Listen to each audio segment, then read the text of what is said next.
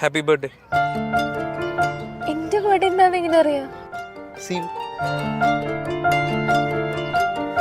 Budget friendly celebration ആണോ ഞാൻ ഉദ്ദേശിച്ചത്. ക്യാഷ് കുറവാണ്.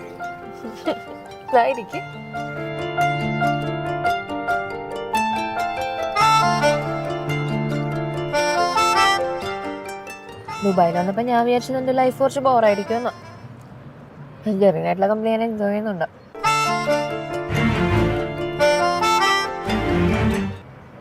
ഇന്ന് രാത്രിത്തെ ഡിന്നർ നമുക്ക് ഒരുമിച്ചാക്കിയാലോ?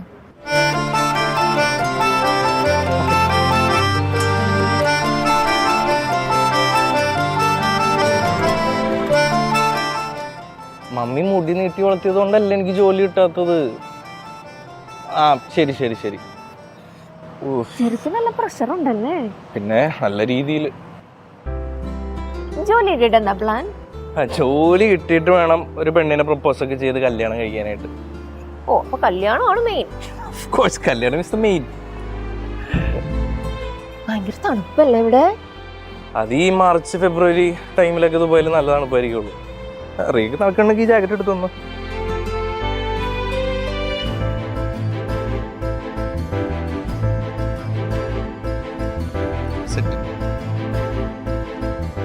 ശരിക്കും പറഞ്ഞാൽ നമുക്ക് ജോലി കിട്ടല്ലേന്നാ എനിക്ക്. അതെന്താ? ഇപ്പൊ നല്ല രസമില്ലേ നമ്മള് ഡെയിലി ഇന്റർവ്യൂവിനൊക്കെ പോയിട്ട് ഹാങ് ഔട്ട് ഒക്കെ ചെയ്ത്. ചതിക്കെല്ലാം ഉള്ള ഒരാഴ്ച കൊണ്ട് കഴിഞ്ഞാൽ എന്റെ വിസ തീരും. അതിന് മുന്നേ ജോലി സെറ്റപ്പ് ആക്കിയില്ലെങ്കിൽ. അല്ല, ഞാൻ ആ സീക്രട്ട് പൊട്ടിക്കട്ടെ. എന്ത് സീക്രട്ട്? നമ്മൾ ആദ്യം ഇന്റർവ്യൂവിന് പോയ ഒരു ലോജിസ്റ്റിക് കമ്പനി ഇല്ലേ ദുബായില്? അത് അച്ചാർ എന്റെ ഫ്രണ്ടാ. അപ്പൊ നമ്മള് രണ്ടുപേരും ലാസ്റ്റ് റൗണ്ടിലോട്ട് സെലക്ട് ആയിരുന്നത് സൂചന കിട്ടിയിട്ടുണ്ട്. എക്സൈറ്റഡ് ആവണ്ട, സൂചന കിട്ടിയിട്ടേ ഉള്ളൂ.